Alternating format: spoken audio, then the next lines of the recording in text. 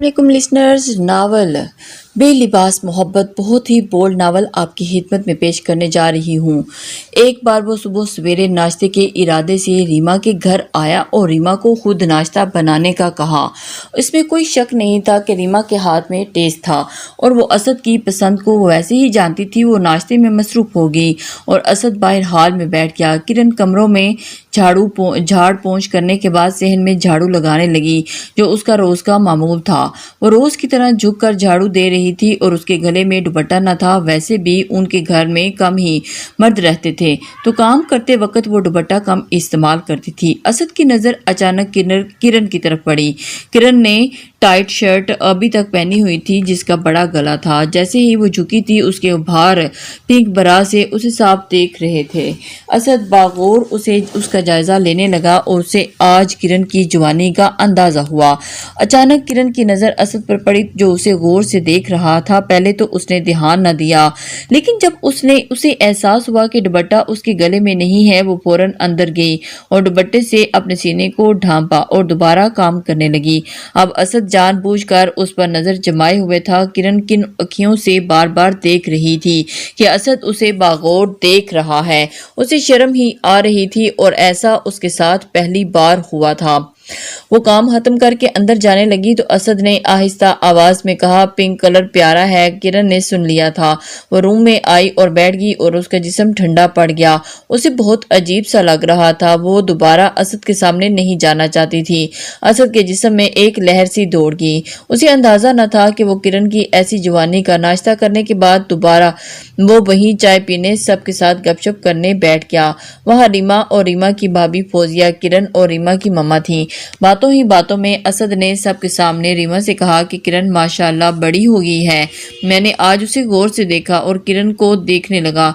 किरण शर्मसार सी होने लगी और उसने असद को एक नजर देखा, जो हाथ में कप लिए उसे अभी भी गौर से देख रहा था।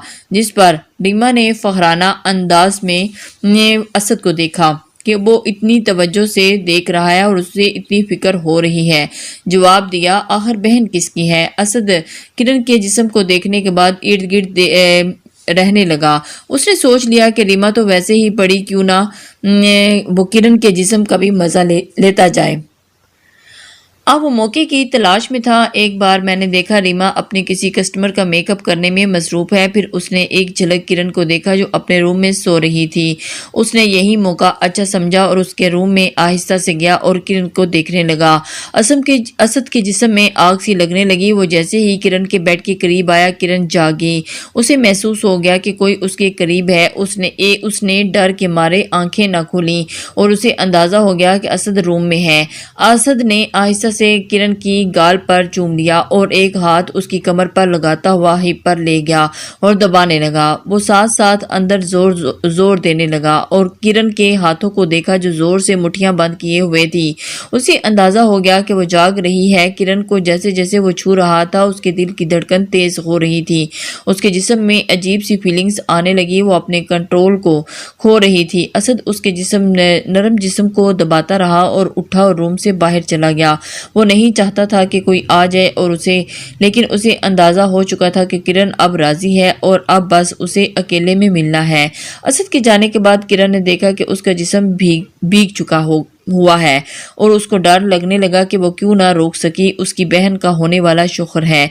वो खुद उसे भाई समझती है और उसकी आंखों में अब आंसू आने लगे। वो तकियों में मुंह देकर रोने लगी। उसने अब सोच लिया कि वो हर वक्त रीमा मम्मा के साथ रहेगी और असद ने अब अगर कुछ किया तो सबको बता देगी।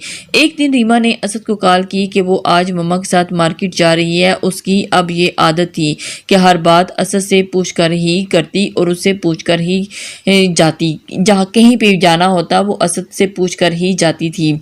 उसने असद के साथ मजीद कांटेक्ट रखने की कोशिश की। उसकी आदत दानियाल ने डाली थी। असद ये बात सुनकर खुश हुआ। कुछ वक्त के बाद वो रीमा के घर पहुंच गया।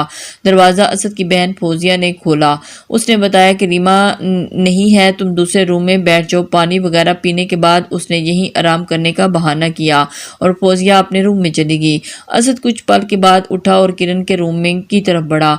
किरण बैठी अपने نوٹس بنا رہی تھی اور اس کے روم میں گیا۔ اسد کو ایسے اپنے روم میں دیکھ کر وہ اٹھنے ہی لگی تھی کہ اسد نے فوراً اسے پکڑ کر منہ پر ہاتھ دے دیا، وہ دیوار سے لگا دیا۔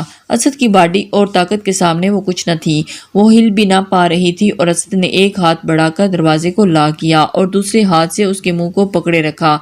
لاک لگانے کے بعد وہ اسے چومنے لگا اور اس کے بالوں سے کس کر پکڑ کر کرن کو تھوڑا اوپر اٹھا کر اس کے ہونٹوں سے اپنے ہونٹوں کو چوسنے لگا اور آنکھیں بڑی کرتے آہستہ آواز لیکن سخت لہجے میں بولا، چپ، بس چپ۔ کرن اپنے ہاتھوں سے خود کو چھڑوانے کی ناکام کوشش کر ہی رہی تھی، آخر اسد اس کے ابھاروں کے ساتھ جسم کے ہاتھ نرم جھکا کر مسلنے لگا۔ بہت جلد کرن تھکنے اور کمزور پڑنے لگی اور ڈھیلی ہونے لگی۔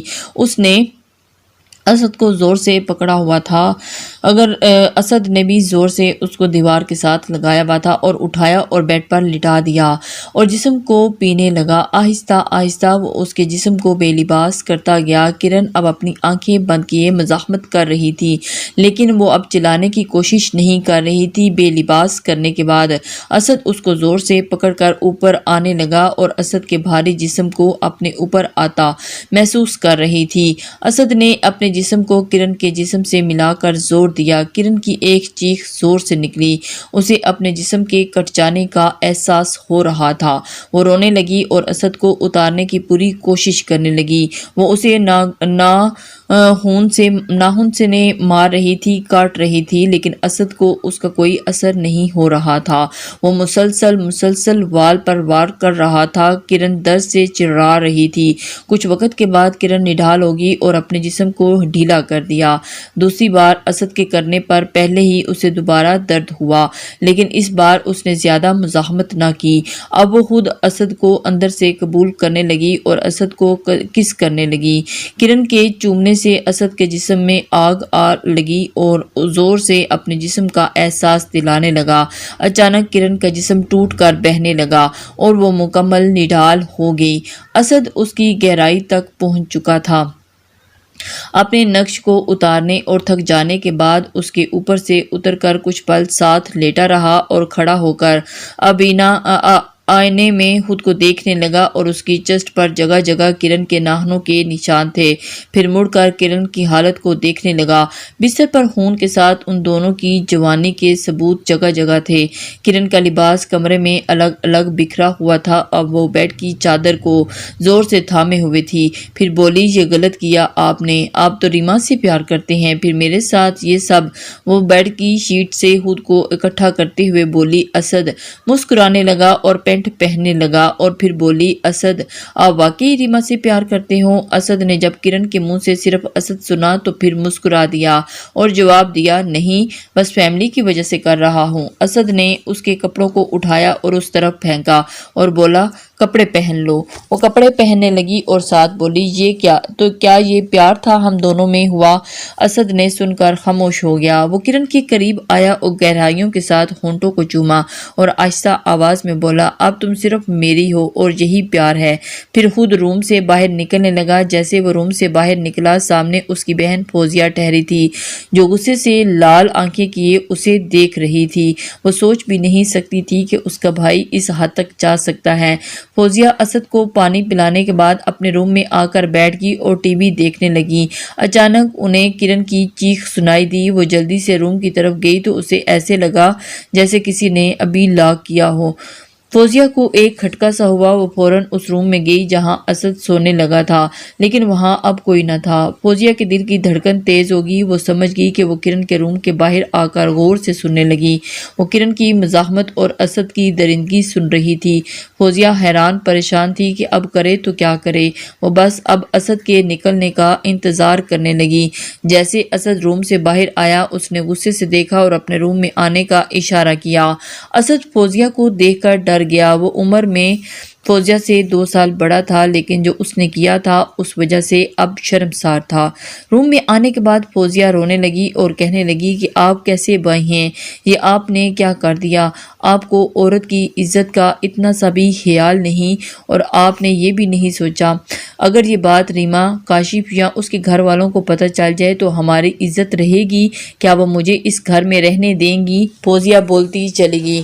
فوزیہ کی باتیں اسد کو دل پر لگ رہی تھی۔ اسے ایک پل احساس ہوا کہ اس نے غلط کیا، پھر کچھ پل خاموش ہونے کے بعد اس نے اس بات سے مطمئن کیا کہ کرن اب اس کے ساتھ راضی ہے، وہ کچھ نہیں بتائے گی۔ کچھ وقت کے بعد اسد نے فوزیہ کو کرن کے پاس جانے کا کہا، وہ جا کر اس کی طبیعت پوچھے۔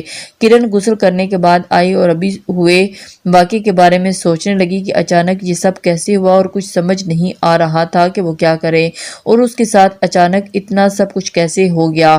ابھی وہ اسی سوچ میں تھی کہ فوزیہ روم میں آ گئی اور کرن کی طبیعت کا پوچھنے لگی، پھر یقین دلایا کہ وہ گھبرائے نہیں، اسد نے اسے سب بتا دیا ہے، اب اسے پریشان ہونے کی ضرورت نہیں۔ اس کی باتوں سے کرن کو تسلی ہونے لگی اور یوں آگے اسد اب فوزیہ کے روم میں کرن کو بلوا کر ملنے لگا اور روز بروز ان کی بے تکلفیاں بڑھنے لگیں۔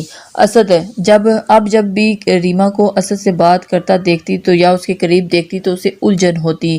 وہ ریما سے اچانک چڑھنے لگی اور اس بات کو برداشت نہیں کر پا رہی تھی کہ اسد ریما سے شادی کرے۔ اس نے ٹھان لی کہ وہ اسد کو کسی حالت میں ریما کا نہ ہونے دے گی۔ اگلی بار اسد جب کرن سے فوزیہ کے روم میں مل رہا تھا، اس نے اسد کو ریما اور دانیال کے بارے میں سب بتا دیا، اور یہ بھی کہ دانیال اس کے ساتھ سیکس کیا۔ اور اسد کو کرن کی بات سن کر غصہ سا آیا۔ وہ اس بات کو سن کر حیران رہ گیا کہ ریما تو اسے بے انتہا پیار کرتی تھی، پھر یہ سب کیسے ہو گیا؟ لیکن کرن کی بات سن کر اس نے جلد ہی ریما سے اس بات کو جاننے کا ارادہ کر لیا، کیونکہ اس کے دل میں تھا کہ شاید کرن جھوٹ بول رہی ہو۔ ریما دانیال کو بھول تو نہ سکی، لیکن اسد کے سامنے ہونے کی وجہ سے وہ اب اس کا نہ سوچتی۔ ریما نے کئی بار اس بات کا ارادہ کیا کہ وہ اسد کو دانیال کے بارے میں بتا دے، لیکن ہر بار اس بات سے ڈر جاتی کہ نہ جانے اسد کا کیا ری ایکشن ہو، کہیں وہ اسے چھوڑ ہی نہ دے، اسی وجہ سے وہ خاموش ہو جاتی تھی۔ لیکن دل ہی دل میں وہ ارادہ کر چکی تھی کہ وہ اسد کو سب کچھ بتا دے گی۔ شادی کو تقریباً 2 ہفتے رہتے تھے۔ اسد نے ریما کو کال کی اور باتوں ہی باتوں میں پوچھا، ریما ایک بات بتاؤ، جھوٹ نہ بولنا، کیا تمہاری لائف میں میرے علاوہ کوئی اور آیا ہے؟ ریما کے دل کی دھڑکن تیز سی ہونے لگی۔ وہ خاموشی سے جواب سوچنے لگی، جو تم سے کچھ پوچھ رہا ہوں، اسد نے تھوڑا سنجیدہ اور سخت انداز میں پوچھا۔ ریما جی آہستہ آواز میں بولا، پھر کہنے لگی، میں آپ کو بتانا چاہتی تھی لیکن ڈر تھا۔ اسد کون تھا اور کیا تم ملی بھی تھی؟ اسد اس کی بات کو پورا ہونے سے پہلے ہی پوچھنے لگا۔ ریما ایک دم خاموش۔ ریما نے ساری بات بتانا شروع کر دی جو اس کے ساتھ ہوا۔ اسد پہلے ہی کرن سے سن چکا تھا۔ ریما کے بتانے کے دوران ہی اسد غصے میں آ گیا اور اسے خاموش ہونے کا کہا، پھر اس نے کال کٹ کر کے ریما کو بلاک کر دیا۔ ریما کا دل گھبرا رہا تھا اور بار بار اسد کا نمبر ملا رہی تھی اور میسج کر رہی تھی۔ اسے ڈر تھا کہ کہیں اسد اب رشتہ توڑ نہ دے۔ ادھر اسد کی نظروں میں ریما گر گئی اور ریما کے بارے میں اب برا سوچنے لگا۔ اسے یہ تو پتہ چل چکا تھا کہ کوئی ریما کے جسم کو پی چکا ہے۔ آخر اسد نے فیصلہ کر لیا کہ اب وہ ریما سے کبھی شادی نہیں کرے گا۔ اس نے بھی سوچ لیا کہ اب وہ کسی اور سے شادی کرے گا۔ اس نے اب گھر والوں سے بات کی کہ اسد کے گھر والے اچانک اس کی بات سے بچپنا سمجھے اور اسد کو سمجھانے لگے کہ اب وہ کیسے ریما کا انکار کریں جبکہ شادی کو چند دن رہ گئے ہیں۔ اسد کے ابو سختی سے منع کیا، اب وہ ریما کے علاوہ کسی اور کا سوچے ورنہ ان سے کوئی برا نہیں ہوگا۔ لیکن اسد ایسی لڑکی سے شادی نہیں کرنا چاہتا تھا جو اسی اور کو مل چکی ہو۔ اسد کے پاس فی الحال کوئی حل نہ تھا، اسی وجہ سے وہ خاموش ہو گیا۔ جیسے ہی اس کے گھر والوں نے اس پر زور زبردستی اور دباؤ ڈالا اور اسد مان گیا۔ شام اسد جب فوزیہ کے نمبر پر کرن سے بات کر کے کرن کو سارا حال دے رہا تھا تو کرن نے موقع اچھا سمجھا اور بول دیا، اسد تم مجھ سے شادی کر لو، ویسے بھی ہم دونوں ایک دوسرے کو پیار کرتے ہیں۔ اسد کرن کی بات سن کر خاموش ہو گیا اور بات گھما دی اور پھر کال کٹ کر کے سوچنے لگا کہ وہ کرن سے پیار تو نہیں کرتا پر کرن میں کوئی کمی نہیں، اس کی زندگی میں ہے بھی وہ پہلا شخص۔ آخرکار اس نے سوچ لیا کہ وہ کرن سے شادی کرے گا، وہ بھی گھر والوں کو بتائے بغیر، کیونکہ اب 8 دن دن شادی کو رہ گئے تھے۔ وہ جانتا تھا کہ اب اس کے گھر والے کبھی نہیں مانیں گے۔ اسد نے ایک پلان بنایا اور اگلی شام فوزیہ کو فون کر کے کرن سے بات کی۔ اس نے کرن سے اب خود پوچھا کہ کیا وہ شادی کرنا چاہتی ہے۔ کرن تو ویسے پہلے ہی تیار تھی، فوراً ہاں ملا دی۔ پھر اسد نے کرن کو اگلی صبح ملنے کا کہا۔ فوزیہ کو اسد کے اس پلان کا پتہ تھا۔ وہ سمجھتی تھی کہ اسد کرن سے ٹائم پاس کر رہا ہے، شادی وہ ریما کے ساتھ کرے گا، اس لیے اس نے اتنا نوٹس نہیں کیا۔ اگلی صبح کرن مارکیٹ سے کچھ لینے کے بہانے گھر سے باہر چلے گی اور اسد کو بتائے ہوئے پتے پر پہنچ گئی، جہاں اسد پہلے ہی ایک ناکاہ ہوا اور 2 دوستوں کے ہمراہ تھا۔ کچھ دیر کے بعد نکاح ہوا، دونوں کی رضامندی جاننے کے بعد نکاح پڑھوایا اور اب کرن اسد کے نکاح میں تھی۔ کرن کے لیے وہ اپنے گھر چلا گیا۔ کرن کافی ڈری لگ رہی تھی، لیکن وہ جانتی تھی کہ اب وہ اگر کہ انکار کرتی تو اسد اسے نہیں ملے گا۔ اب یہ سب اسد کو حاصل کرنے کے لیے ضروری تھا۔ اسد جب کرن کو گھر لے گیا تو اس کے امی ابو اس بات کو سن کر سکتے میں آ گئے اور ان کو اس بات کا ذرا علم نہ تھا کہ اسد اس حد تک چلا جائے گا۔ اب اس کو اس بات کی فکر ہونے لگی کہ اس گھر میں بھی ان کی بیٹی ہے۔ اسد کے ابو نے اسد کو جب خوب ڈانٹا تو اسد نے کھل کر ریما سے شادی نہ کرنے کی وجہ بتا دی، جس پر اس کے ابو خاموش ہو گئے اور بولے پہلے تو وہ سب کچھ بتاتا تو ایسے قدم اٹھانے کی نوبت نہ آتی۔